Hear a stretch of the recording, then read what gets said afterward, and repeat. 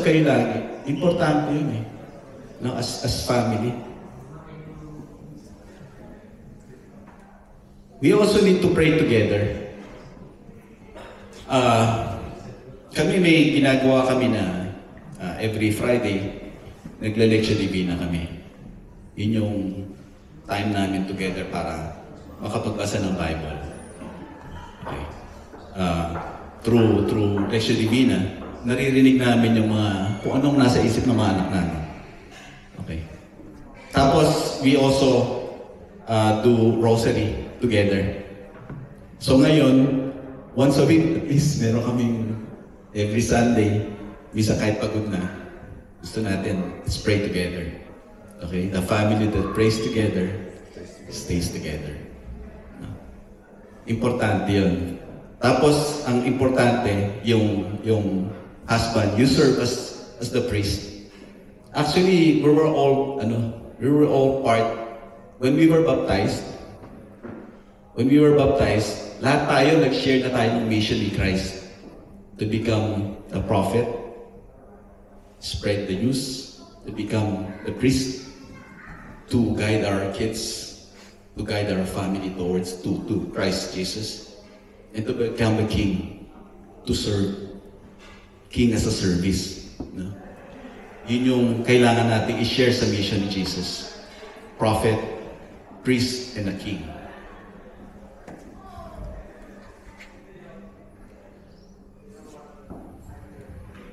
Tapos, isa pa, love one another. Say, I'm sorry, and I forgive you quickly.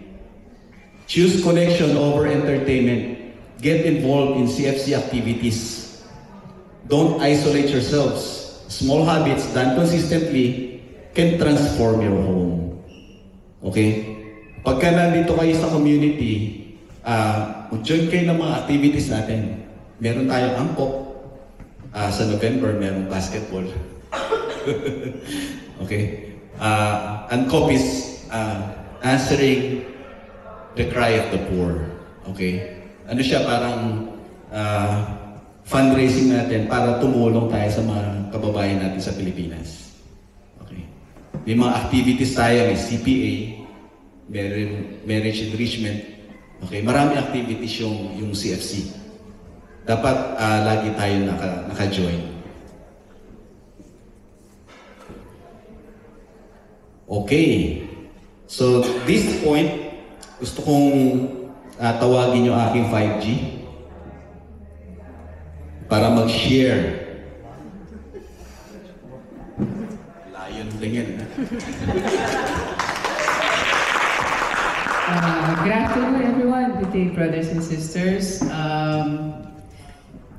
Kinakabahan din po ako. Pero first of all, I want to thank you all for being with us today and choosing to share your Saturday afternoon with us. I'd like to share with you a little bit about our family's Christian life, what it looks like on a weekly basis, how we try to live it out, and even some of the struggles we face along the way. Our family's Christian life is deeply rooted in the love of God and in the guidance of the church. Each week, going to Sunday Mass is a part of our family routine. No matter how busy the week has been, no matter how tempting it is to just rest at home, we make it a point to worship as a family. And I'll be honest, sometimes not everyone is wide awake. There are those sleepy eyes in the pews, the gentle head nods as the homily goes on, or the kids suddenly leaning on us like pillows. But we show up. We always remind ourselves what matters most is that we are there together, offering the time to God. Even in our tiredness, He welcomes us. And those sleepy moments, believe it or not, are also part of our family memories of faith. At home, we gather together for our family Bible study every Friday. I'll admit, it's not always picture perfect either. Sometimes the kids are distracted, sometimes we're tired, and sometimes the sharing ends up being very short. But even in those little efforts, God works. We open His Word, we share what we can, and little by little, it shapes how we live. And the beautiful part is noticing how the kids actually absorb more than we think.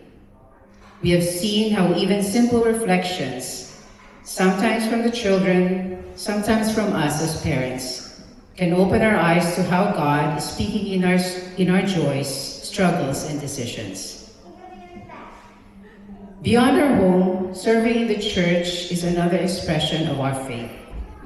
Whether it is serving as a lay minister, joining the music ministry, or simply helping with parish activities, we have found great joy in giving back to the community. Service is truly a blessing. But I won't pretend it's always easy. There are days when we feel exhausted, when schedules clash, or when raising the kids in this fast-changing culture feels overwhelming. Sometimes we ask ourselves, are we really making a difference? Is this sacrifice worth it? But each time, God reminds us that it's not about us, it's about Him. And the joy of serving others, of being part of His mission, always outweighs the struggles. Service has taught us in humility to be compassionate and to put others before ourselves. Raising children in today's world is no small challenge. The culture around can be loud, disrupting, and sometimes even against the values we want to instill. We often worry, are they really listening?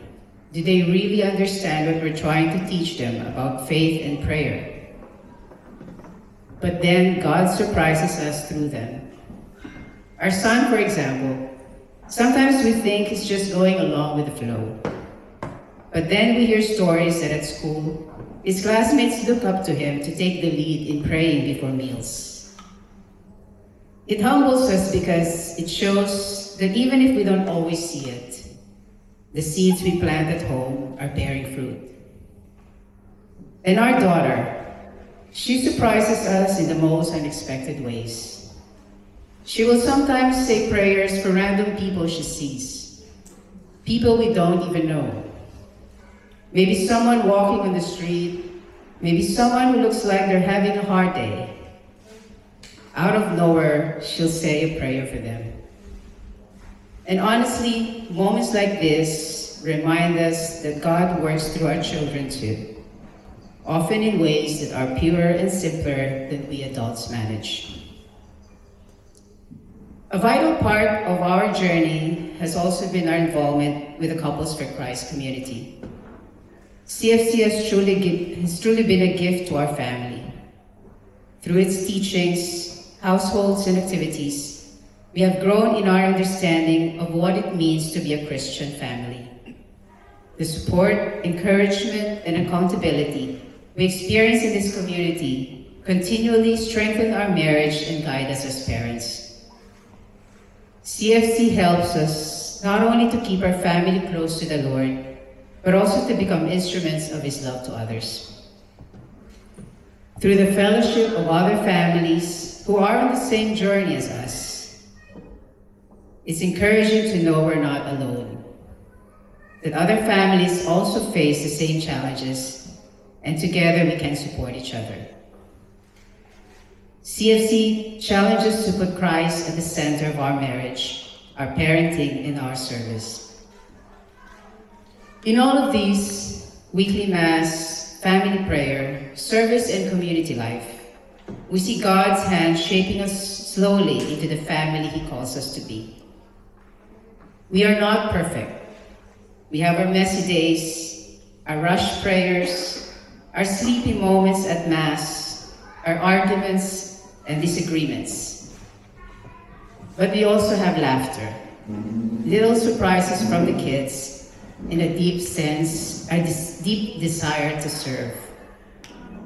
We know that as long as Christ is at the center, He will fill the gaps where we fall short. At the end of the day, what we want our children to remember is not that we were perfect parents, but that we always tried to lead them closer to God. That even in the world full of distractions, faith and family remain the anchor of life. Thank you, everyone, and may God bless us all. Thank you, Mama. Okay. So, ganun ang family. Share ko lang yung story. Kasi, this week lang, yung nakaraang linggo. Tagal ko na kasing nagdadasal. Sabi ko, Lord, bigay mo na sa akin ito. Bigay mo na sa akin ito, Lord. Tapos, nag-a-apply kasi ako ng ibang trabaho. Nagkaroon ako ng interview. Previous week, ang ganda ng conversation. Tapos last week, in-invite na ako doon sa planta. Nag-tour na kami. So, at taas ng hope ko. Sabi ko, okay na to. Lord, bigyan mo na sa akin to. Tapos in the end, Thursday, nag-follow up ako. Kumusta yung application ko? Tapos sasabi sa akin, we regret that we will not continue. So, down na down ako that Thursday. Talagang, ang hirap yung tagal mo na pinagdadasal. Tapos kala mo yun na. Tapos hindi pa rin pala.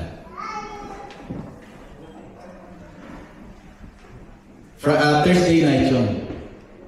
Natulog ako sa ibang kabilang kwarto. Hindi ako tumakot sa kanila. Kasi sama-sama na loob ko. Sabi ko, Lord, bakit dito? Tapos nung Friday, nilapitan ako nung ko yung 10-year-old. Dad, can we have a conversation? Yeah. Dad, I know you're upset. But I know God has different plan for you. He has a better plan for you. From a 10-year-old. Sabi ko, grabe. Narinig ko galing doon sa 10-year-old kid ko. Yung ganun. So parang doon ako lumalakas. Kaya ako nakarating dito ngayon. Thank you, Lord God, for allowing me to have this gift. This gift of the family. Truly, family is a gift. Okay? It's a mission, but it's always a gift. Okay? Yan. Sabi naman ni Pope Paul VI, the lesson of domestic life, makikita natin po, dapat makikita natin sa Nazareth. Sino ba yung nasa Nazareth?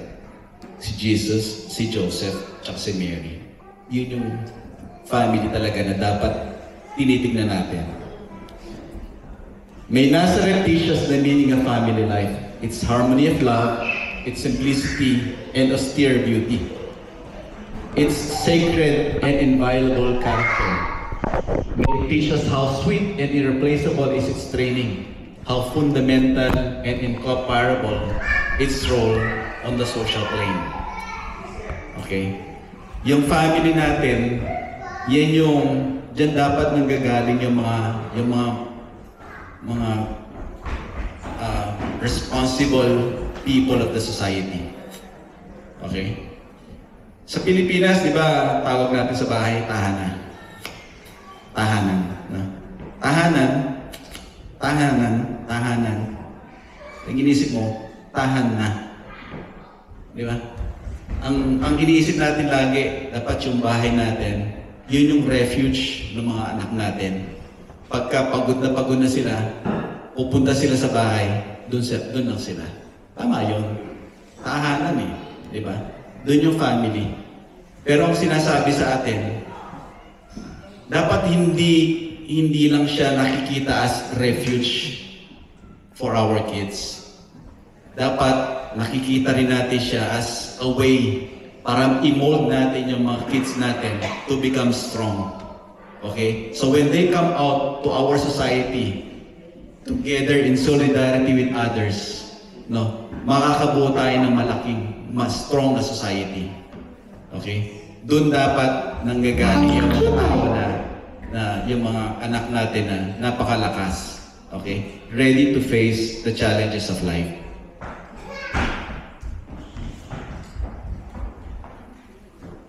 Okay? With that, dear brothers and sisters, I would like to end with a prayer. Okay? Let's put ourselves in the presence of the Lord. In the name of the Father, the Son, the Holy Spirit. Amen. Thank you for the gift of family. Thank you for our spouse, our children, and our home. We want to build our family on you. Help us to love selflessly, to forgive quickly, and to serve joyfully. May our home be a place of peace, of faith, and of joy. Come and be the center of our family, Lord. We dedicate our household to you. As for us in our house, we will serve the Lord. Jesus, Mary, and Joseph, graciously hear our prayer. Amen. In the name of the Father, the Son, and the Holy Spirit. Amen. And with that, may God be praised.